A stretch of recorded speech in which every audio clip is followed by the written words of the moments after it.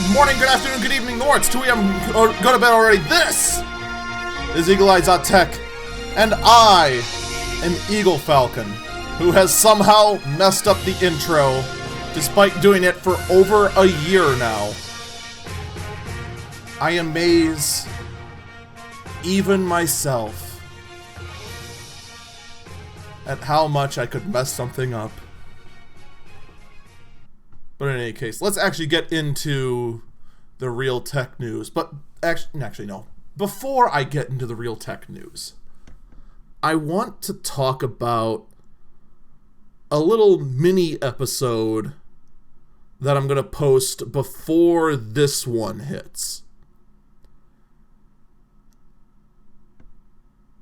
When I started doing the show prep today, one of the things I found out was that CNET discontinued their little podcast called CNET Update. This was a little daily briefing covering basically the top tech stories, and that's all it was.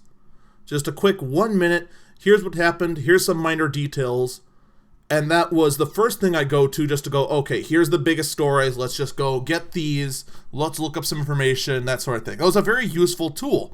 That ended this past Wednesday. That no longer exists. It's now been that sort of briefing has now been rolled into what they call CNET News, which is where they normally only post kind of somewhat in length, like going up to 3 to 4 minutes, sometimes even 5 or 6, on bigger stories.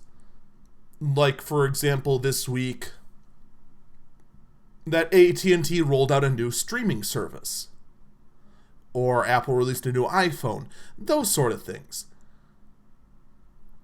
But now the CNET update has been rolled into that.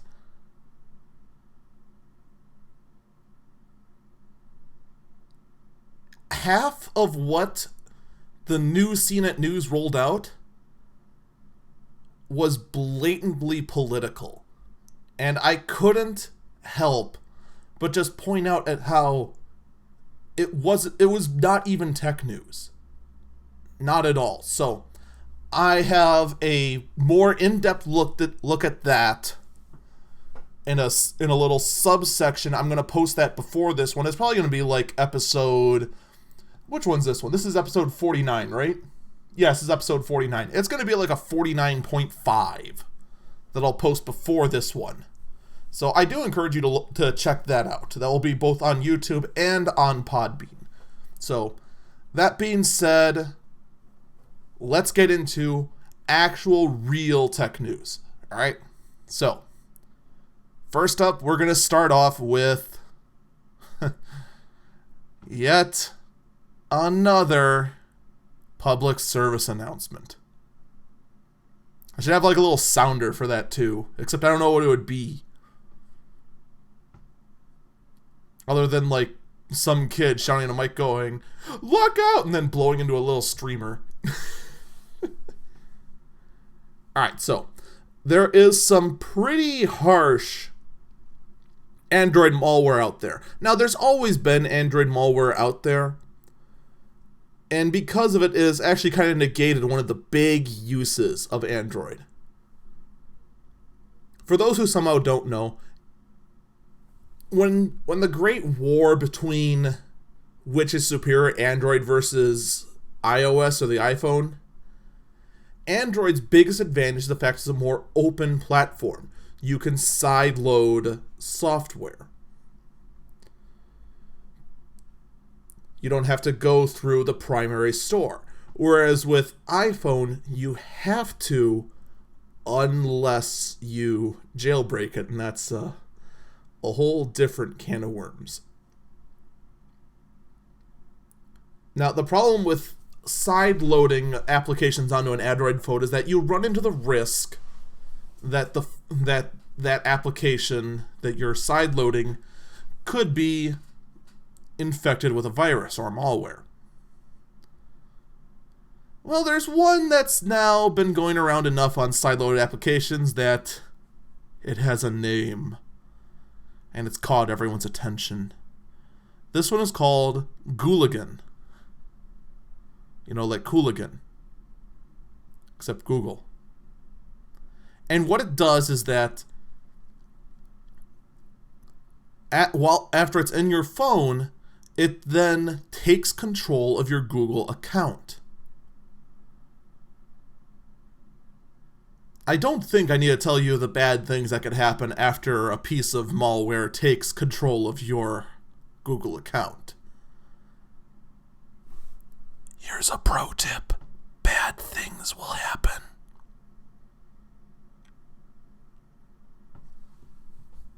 Although some of the things it actually does is actually kind of unique. In addition to installing adware, generating advertisements on your device where ads normally wouldn't be, and then that ad revenue going straight to the attackers. A CNET report even said that these malicious attackers were collecting upwards of $300,000 in ad revenue.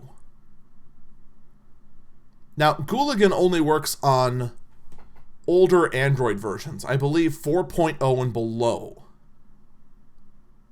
Could even be 5.0.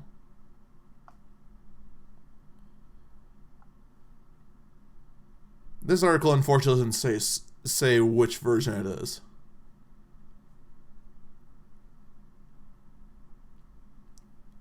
So, fortunately, if you're using a more modern phone like I am, where I'm in Android 6.0, I'm safe for a number of reasons. As long as you also don't sideload anything, you're also safe. Now, there are several different outlets out there that you could put in your email address and you could check to see if you've been compromised or not. But you should also be kind of careful about that because, you know, you could very easily just be putting it in a fake website on that. So actually, don't even do that thing I just said. Don't even look for that. That could just go south real quick.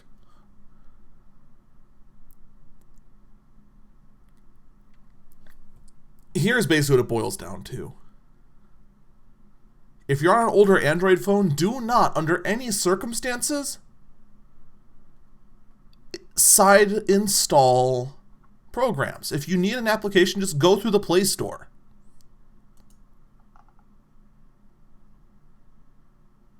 That's really all there is to it. And granted, if you're smart enough to sideload applications and bypass the Play Store in the first place, you probably don't need someone like me to tell you how to be careful out there.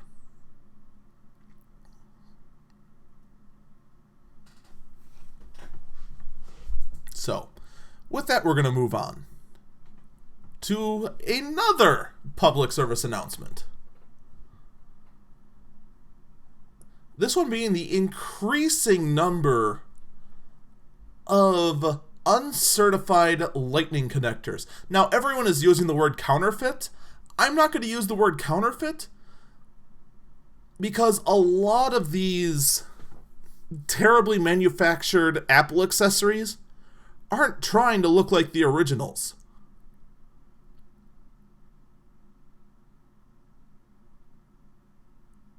Some try to look close, but none of them are trying to actively say that they're a Apple original lightning connector.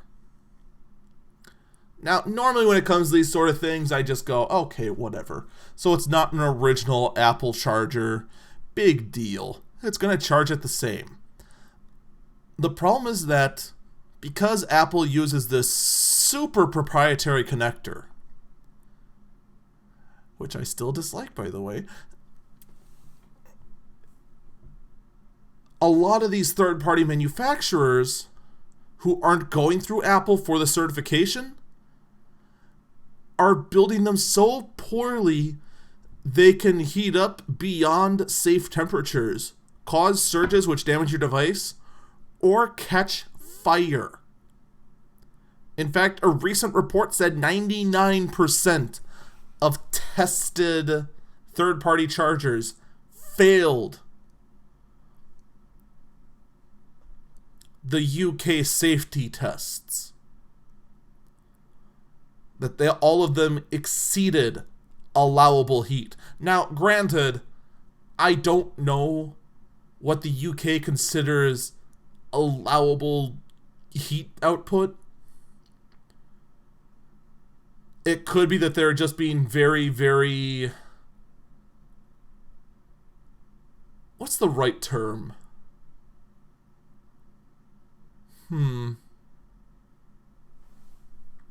Babying? I think that's going to be the term I use. Babying. In their temperature tolerance. That they could just be, oh, it's warm to the touch. Oh, that can't be good. Oh my god. So maybe the problem's not as big as it could be. Though, honestly, when you're talking about, like, for example, I had a really bad USB charger. And fortunately, my phone didn't get damaged, but the charger did start to melt at the converter box. Because the resistors were so bad.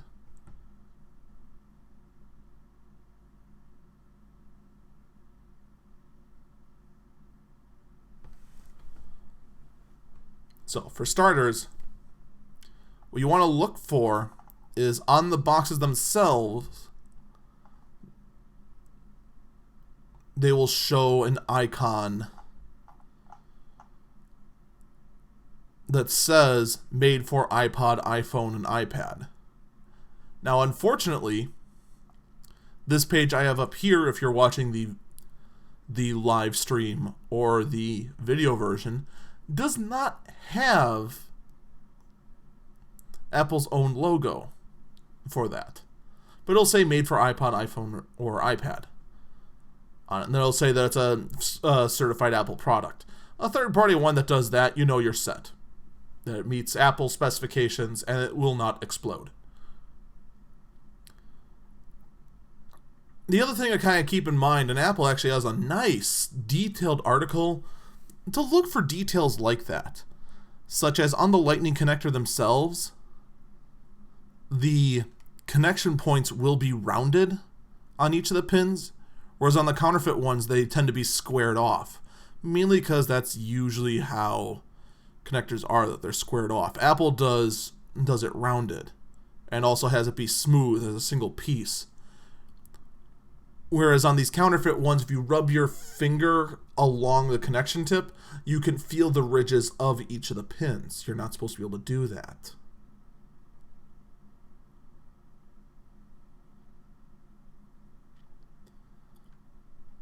And it's actually kind of worth a look as far as the various details, such as the interlocks on the USB shell are trapezoid. The interlocks are equally spaced from the edge. And most of the USB devices, that's not the case. Apple uses gold-plated USB contacts. Usually counterfeits use silver-plated because that's much cheaper. And the details go on and on and on. So, just keep an eye out for that. You never know what you're going to find. Anyway, now that we got our public service announcements, let's get into one of the bigger stories of the week.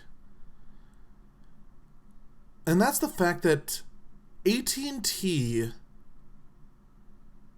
has now used their DirecTV ties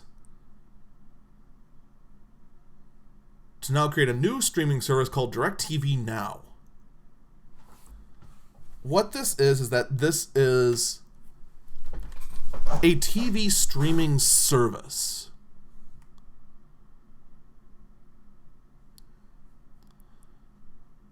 From what I understand, you can watch anywhere from, I believe the minimum start at, let me see if this article has it.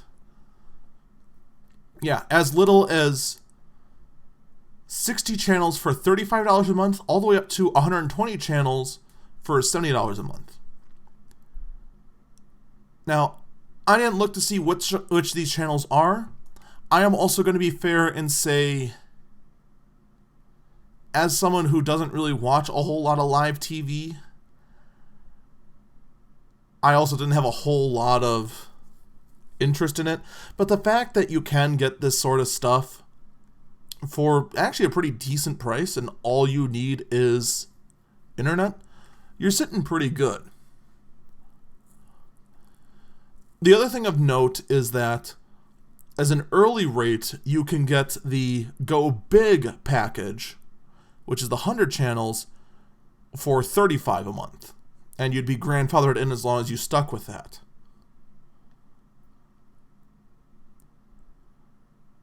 Now, one thing that quite a few people have been complaining about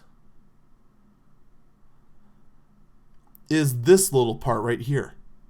In addition, AT&T subscribers can stream from the service to their smartphones and tablets without tapping into the wireless data plans. That's interesting. The fact that those who use AT&T for their wireless service, being their cell phone plans, can use this service and not take away from their cap. Now, I'm the kind of person where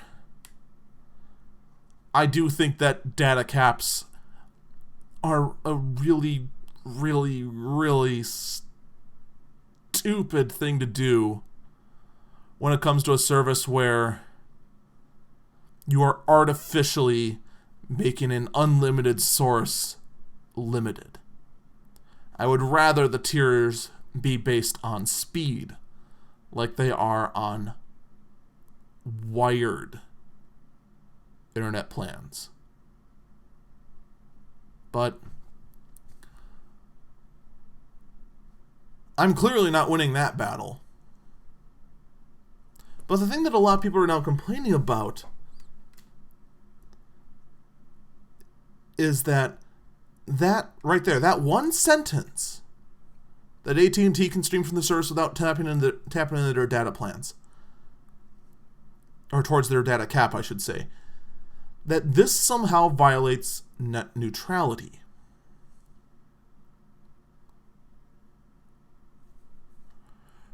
Net neutrality has always been kind of one of those things where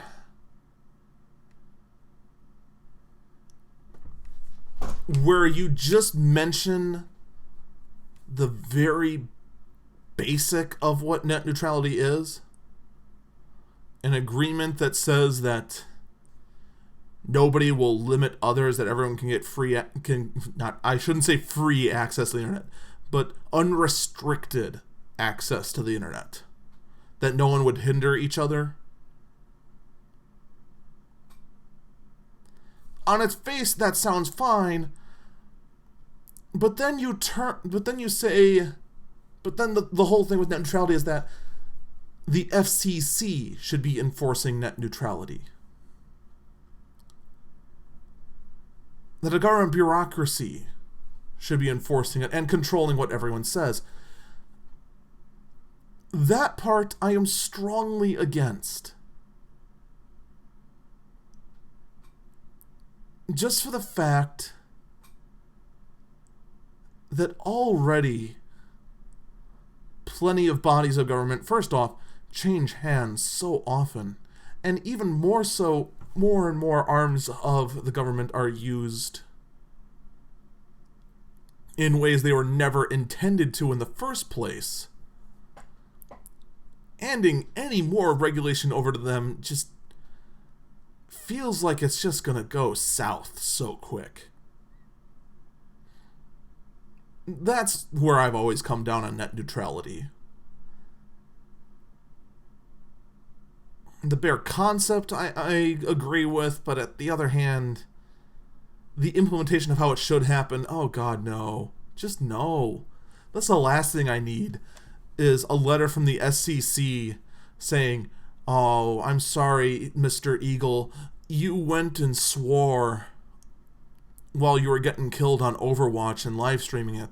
I'm afraid we have to hit you with this fine. No.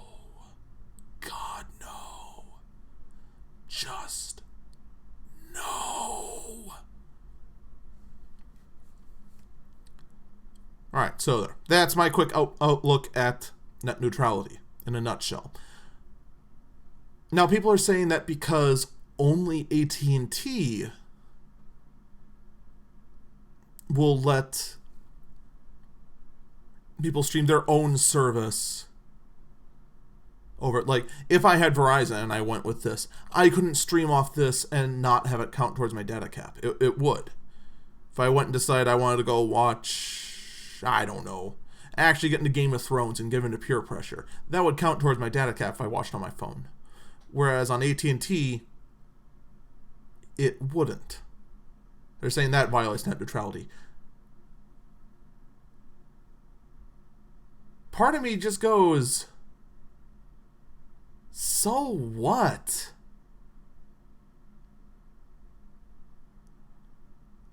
Oh God, heaven forbid.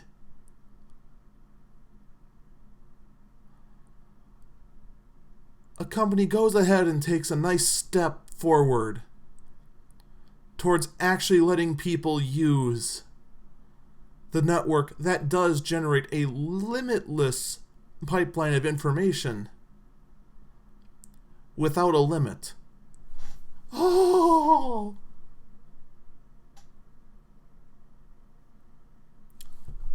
Grow up, weenies. Seriously.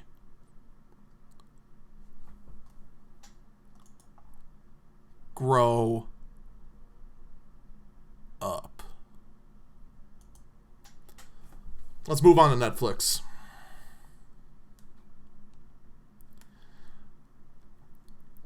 So now in the world of trying to get content on the go,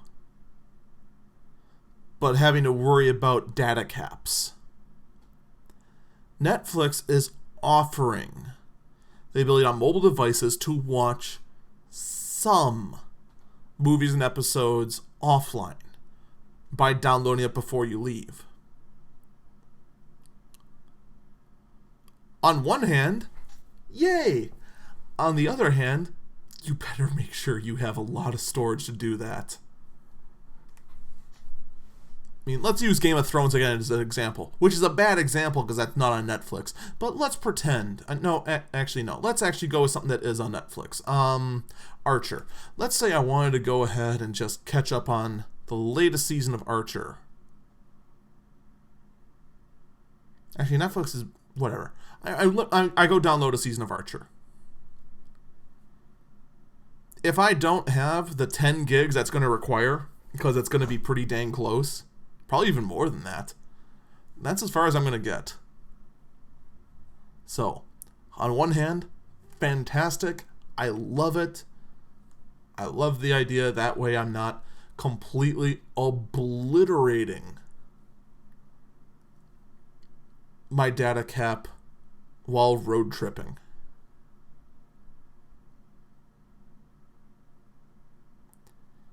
On the other hand, plan ahead. Oh God. Oh God. Plan ahead. Alright, let's talk about the Amazon Echo. The Echo has been kind of a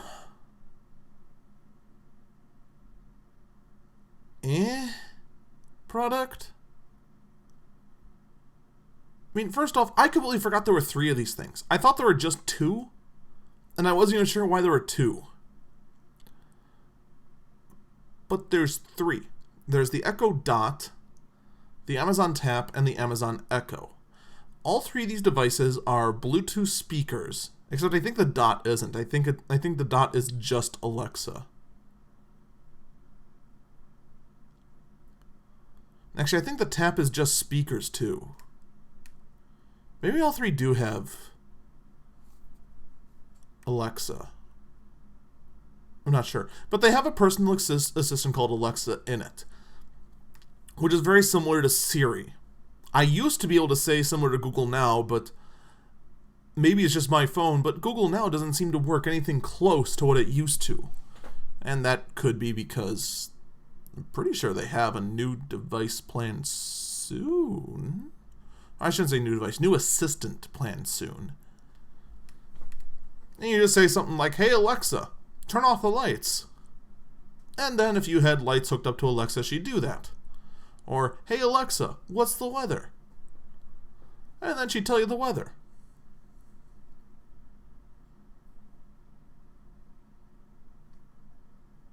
For those of you who have a Amazon Echo, and that just triggered both times I did that,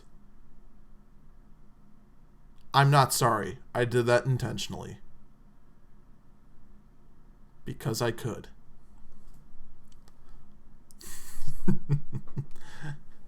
Anyway, the next generation is supposedly, according to the rumors, come with a 7-inch touchscreen on it.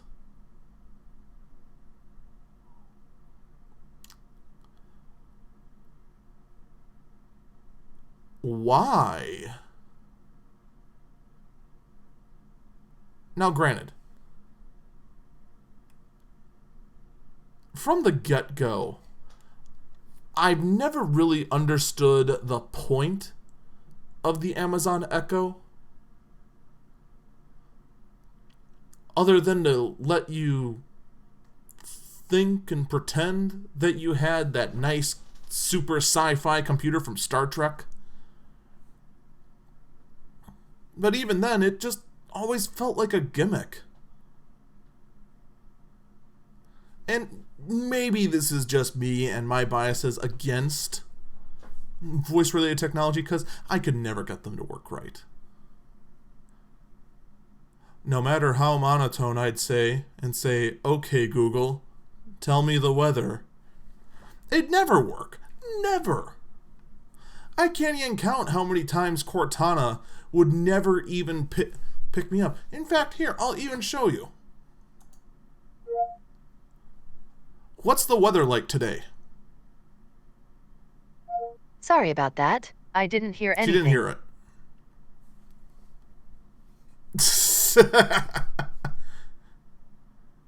Oh, okay, that's why. After that failed, speech searched for errors and it said that my mic was not set up.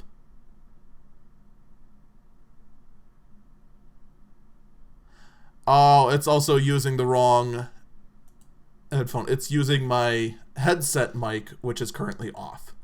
That explains that. Alright, so just for kicks and in all fairness to Cortana, I'll turn my headset back on.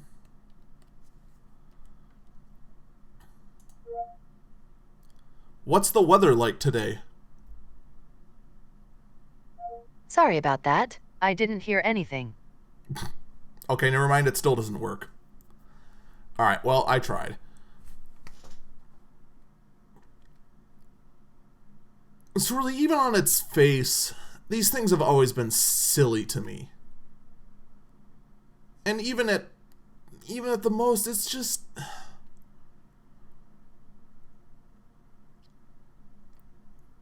It's either you're doing innocent things like asking the weather or what time it is. And I know other times, as Unjust just said, Unjust Banana in the chat said, was they have new ways of selling services from Amazon. So I mean, you add a 7-inch touchscreen to it. Here's a new thought for you, Amazon. If you're going to start adding a 7-inch touchscreen to it, just make a desktop. Just make a 12-inch all-in-one desktop.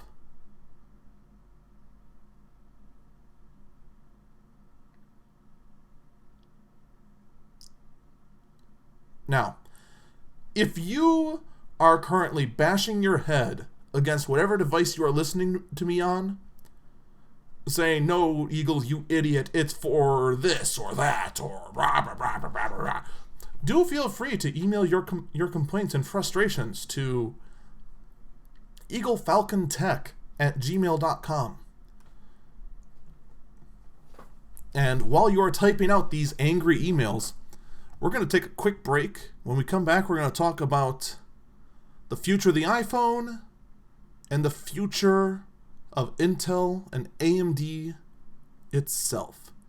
We'll be right back.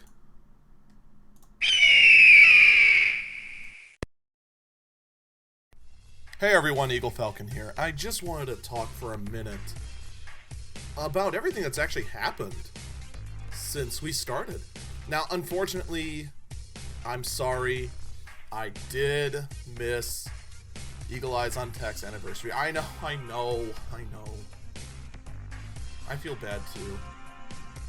But it's not only the fact that I missed the anniversary on October 20th, which I'm now saying now so I don't forget for next time, but it's also I'm actually closing in on my other hobbies and anniversary. If you don't know, I stream on Twitch, and if you actually do enjoy my content here on Eagle Eyes on Tech, you really should check me out on twitch.tv/eagle_falcon.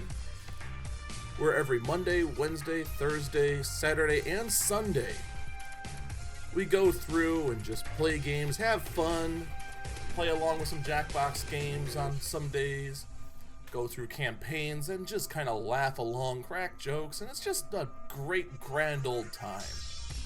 So be sure to check me out there, and we will be getting back to some actual serious tech news very, very soon.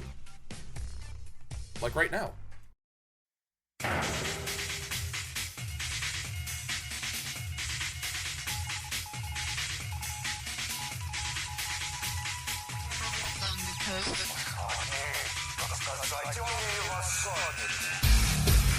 Welcome back to the Len Tech.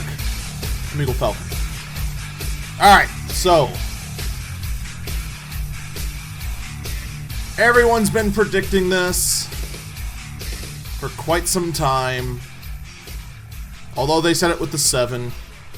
Now, of course, the rumors are coming out that the iPhone 8 is going to have a curved OLED screen and actually catch up to Samsung in that regard.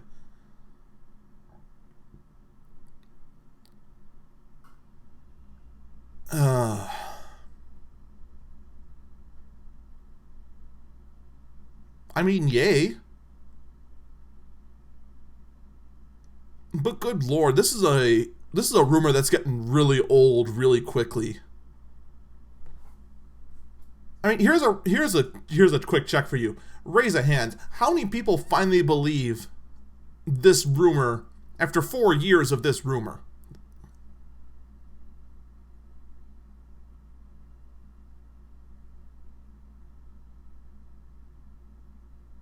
No hands, huh? That's the thing. We've had this rumor for the longest time. iPhone 6 gonna have curved OLED display. Alright, well, it didn't happen there. But the iPhone 6S, without a doubt, flawlessly, OLED screen, curved to fit your head. Nope, that didn't happen either. But the iPhone 7, that's the one that's gonna... Nope, it didn't happen there either. 7S, it's going to come around the edges and curve there, just like on the set. Nope, didn't happen there either. Oh no, which one was it that they said it was going to curve around almost all the way to the back and replace the power buttons? I think that was the 6 that was rumored for, and that didn't happen. I mean, the thing is that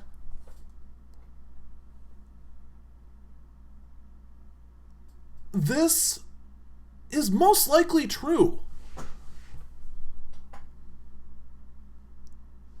More than likely, the iPhone 8 is going to move to OLED, just because it's long overdue and OLED's finally getting cheap enough that Apple can do it efficiently.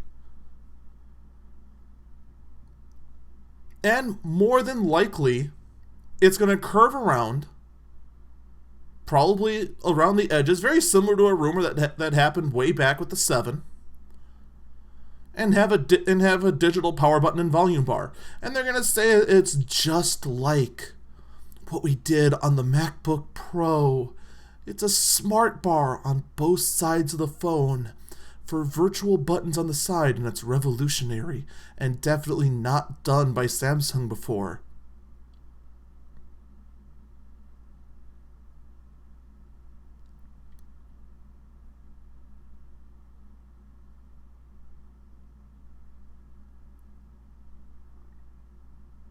You can hear that coming out of Johnny Ive's mouth now, can't you?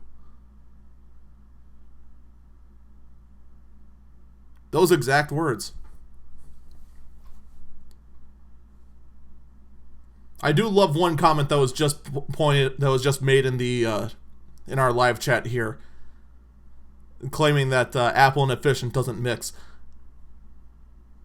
That actually is how Apple plays the game. Apple will only hop onto a brand new technology when it's cost effective and efficient.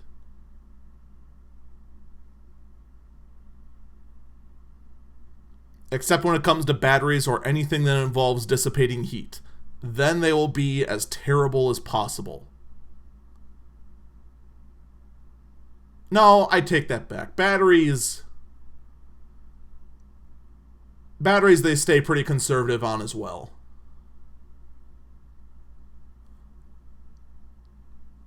They are very insistent on sticking with the battery tech they have currently and just trying to make themselves more efficient as possible. And anytime they have an opportunity to put in a bigger battery in, they don't and make it thinner instead.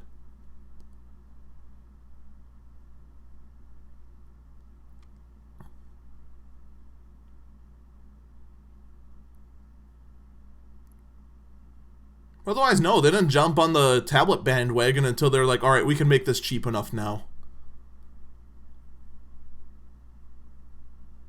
Let Microsoft do that tablet thing for, God, 7 years? When did the iPad come out? It wasn't 2012. 2009, I want to say? iPad's actually been around for a while.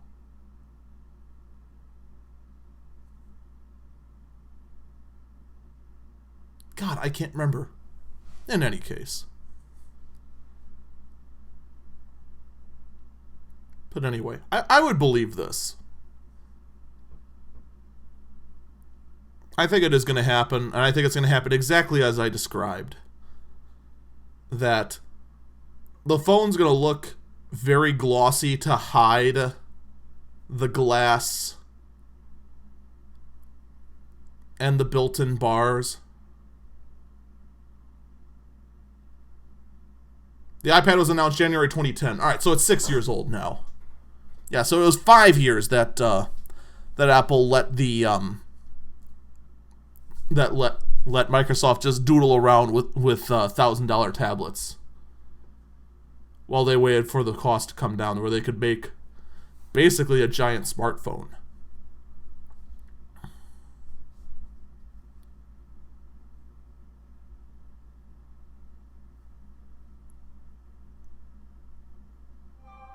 But yeah, you're pretty confident as well as I am that they're not just going to make another iPhone 7S. Because really, when push comes to shove, the iPhone 7 was an iPhone 6S. It was another small step forward. There was a small design change,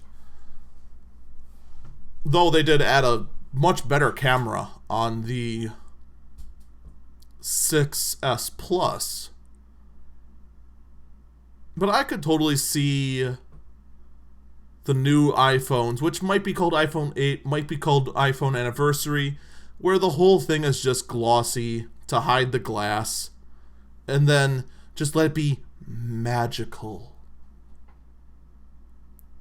As you run your finger along the side and the phone just turns on, and the edges of the curved display on the side just lights up and shows you virtual buttons.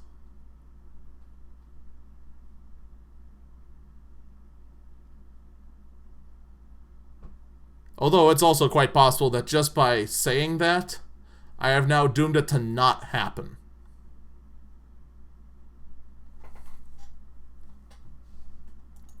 Alright, let's talk about computer parts.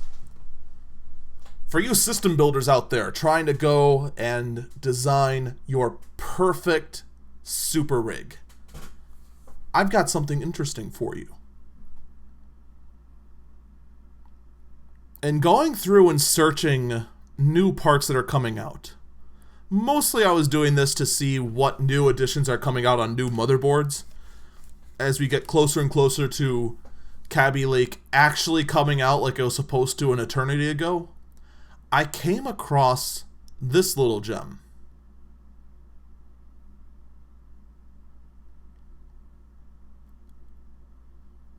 Those of you who have dealt with professional IT as I have will know what this is. Those of you who have only dabbled in the consumer side have no idea what this is or why there are things jutting out of this power supply. This is what's called a redundant power supply unit.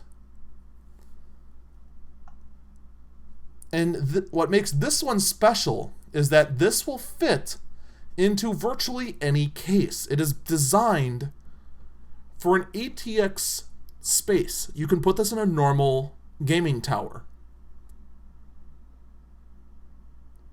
And what will happen is that you plug...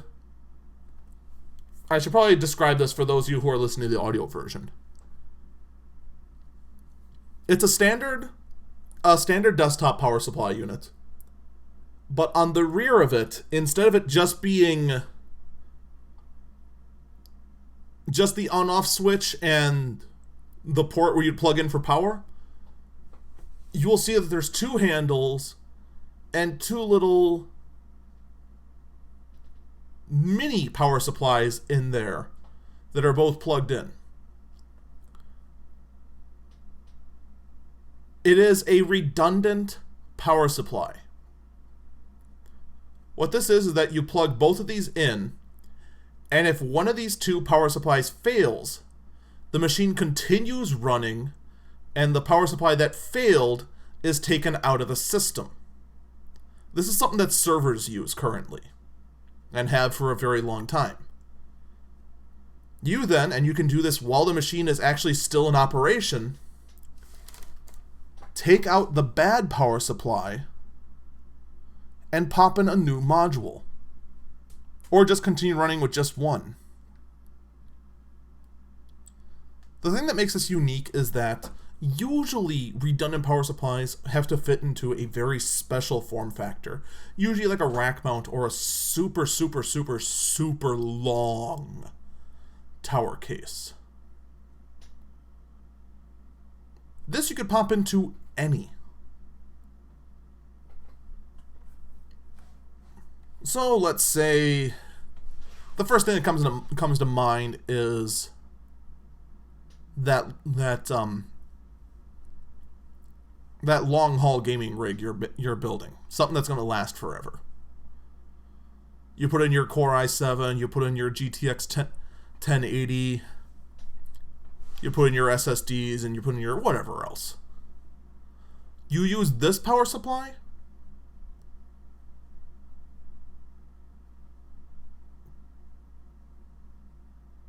and no power surge is going to stop. It's going to take a lot, I should say, to take you out of commission, which is incredibly important if you're doing something like Twitch streaming.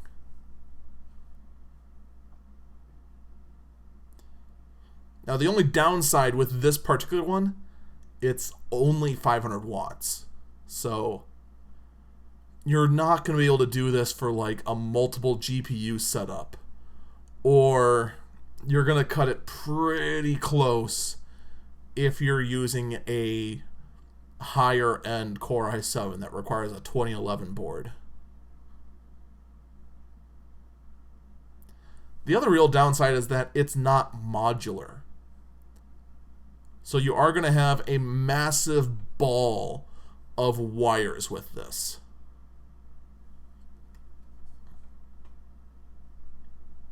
Now, the 500 watt version of this is going to be $400. The 700 watt version, which is the one I'd recommend, by the way, is going to be $499. Little high, but that's a lot of nice reliability you're getting out of that. And it could be worth the price. I just include it because, my God, it's a redundant power supply, man. It'd be fun for your home server build. Or your top tier build, or whatever. You'd be set.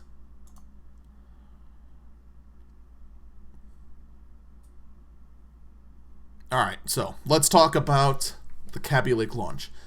We are getting closer and closer and closer and so much closer to Kaby Lake actually coming out.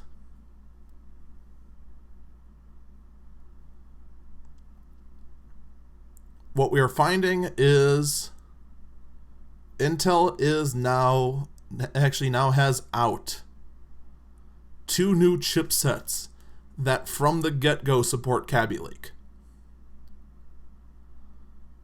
Now, if you have an older board, if you have one of the older ones that's chipset Z170 and H170, and I think there's even a worse chipset that you shouldn't be using at all, though. It's like C150 or something like that.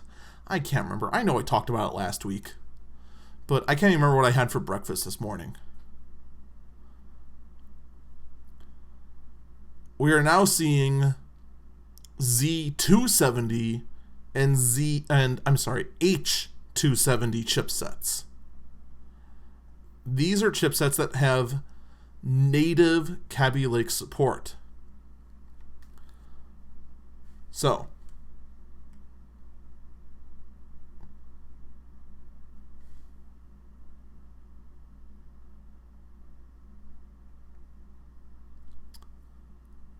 those motherboards are now finally, after long last, starting to surface, even though Kaby Lake was officially launched, God, months ago now. Now, before I move on, I want to actually address something that someone in the chat just brought up. Unjust Banana says, find a standard power supply, buy 2 of them, it'll be redundant and much cheaper. No, it won't.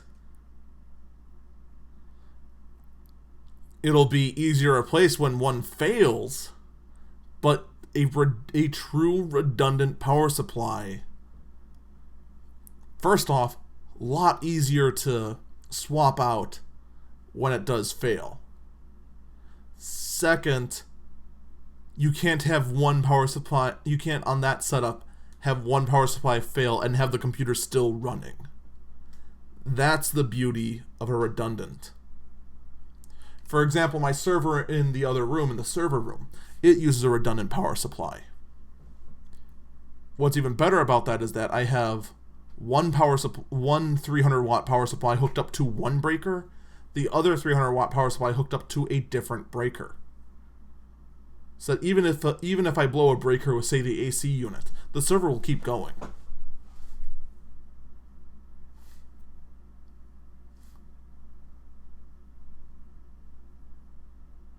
Now, I know that he put redundant in quotes. I know that, but whatever. We're moving on.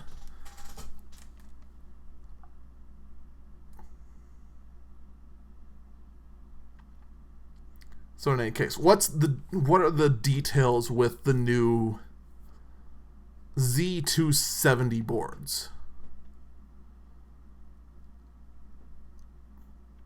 Primarily, it's actually the PCI Express lanes.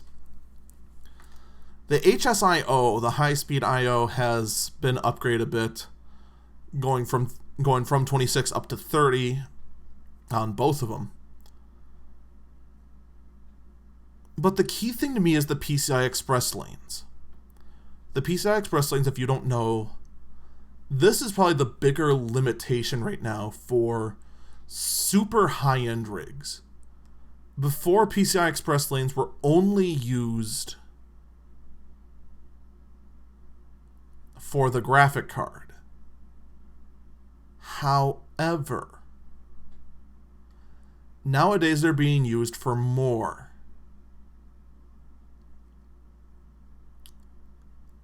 Thunderbolt takes up 4 lanes. We covered that with the MacBook Pro. M2 slots take up, I believe it's one PCI Express lane. It might be two. SATA Express lanes take up PCI Express lanes. If you're using a PCIe SSD,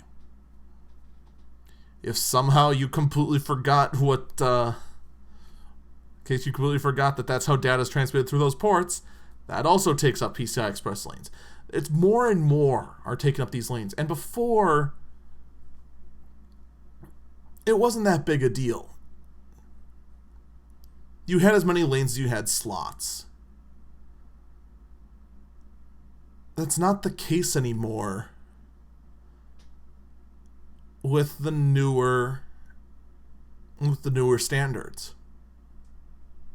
Like, for example, let's say I built a SLI rig on a Z170 board, the old board, that had 20 PCI Express lanes, and I put in 2 graphic cards. One is going to be running at 16x. The other one is now going to be running only at 4. Because that's all that's left. And that's a huge bottleneck. All of a sudden now, where you're expecting 180% of performance, you're going to get 120. And then you're going to be really sad.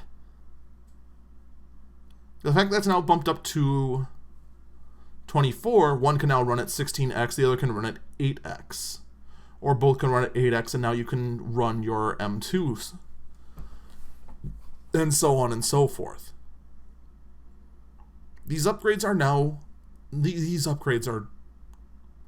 not only welcome, but needed on the high-end rigs. Now, if you're just hooking up your standard SSD, your GTX 1070 and your Core i7 as your basic rig, you're fine. You're perfectly fine. Your one graphic card, that's 16 lanes. Your M2 SSD, that's a lane, maybe 2. I can't remember off the top of my head. I might be wrong in the fact. I might be saying every time I say one lane that it's actually 2, and that might be what the 2 and M2 means. And the maximum M2 slots allowed on the chipset, that remains the same. So, the details are out. The motherboards are starting to release. Now, all that needs to happen, the only thing that needs to happen, is Intel, for the love of God, needs to let us buy the damn chips. They're still not out. Still. They have been officially released. Supposedly officially released out there for anyone to get. For months. And nobody's gotten a whiff of them.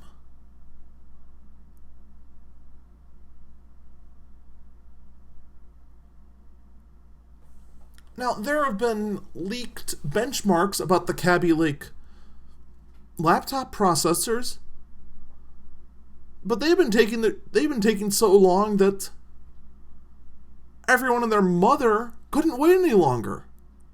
Razer released their new laptops on good old Skylake.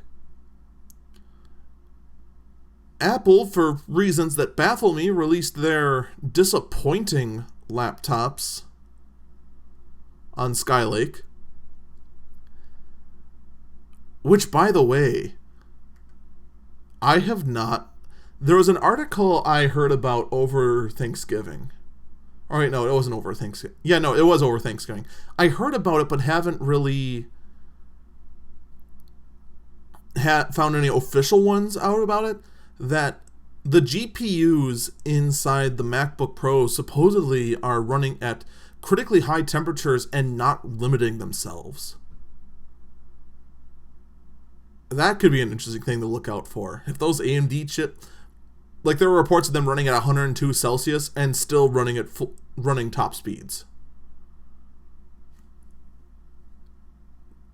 That's a big problem. That's like melting the chip's itself temperatures there. And not showing any signs of slowing down. Ooh, yikes. But again, that's what I heard over the Thanksgiving weekend. I haven't found any reports about that yet. Just make me wonder if that was just some stupid rumor I heard. What was I talking about before I got distracted on that? Oh, right. Everyone is just acknowledging that the Cabbie Lake laptop chips aren't coming out anytime soon. That they're going like, here's our redesign this, here's our redesign that, and it's all running last generation stuff.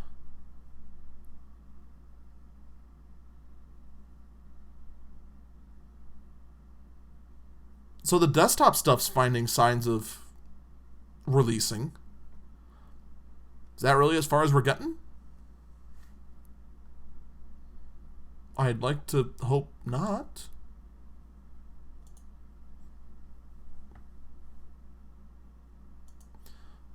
But let's talk about this little leaked piece.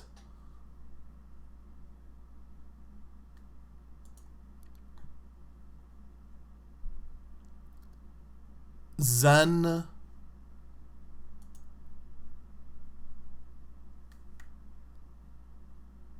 has been leaked out. As far as what the chips could be, what their prices are, and what kind of performance we're looking at.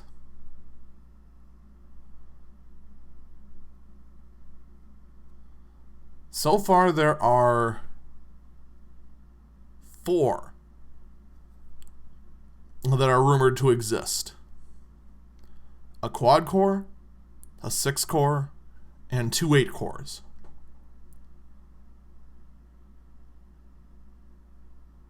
Here is something that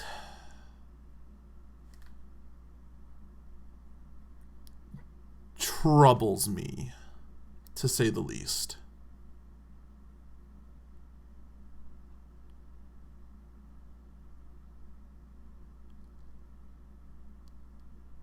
$65-watt quad core 8 threads. Zen SR3, $150. That seems reasonable. Zen 95-watt.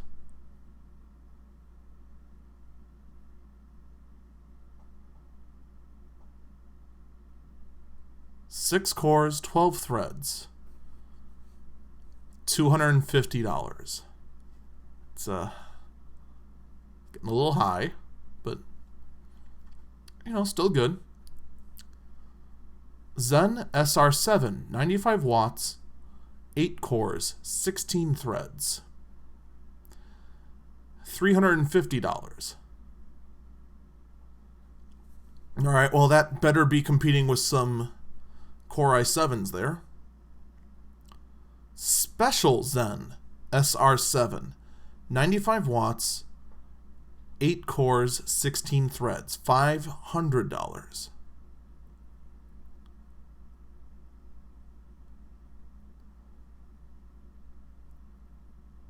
When was the last time that AMD ever released a $500 part? Now, unfortunately, this is just the SKUs and the prices. If these prices are placed to be competitive, that the performance is actually going to reach that point, fantastic. I encourage it all the way. Because Lord knows, AMD needs to be competitive. Needs to. On the other hand, if this is AMD doing what they did with the older chips and just trying to lean on brand loyalty and not be competitive at all. Because that's the thing. For the longest time, the older, outdated, and completely inefficient AMD chips, they were at least competitive on the price to performance market. And as of late, AMD gave up on that. They didn't bother trying to be competitive at all in the price. If this is a continuation of that, my god, AMD, I hope that this isn't all talk. That's it from me, everyone.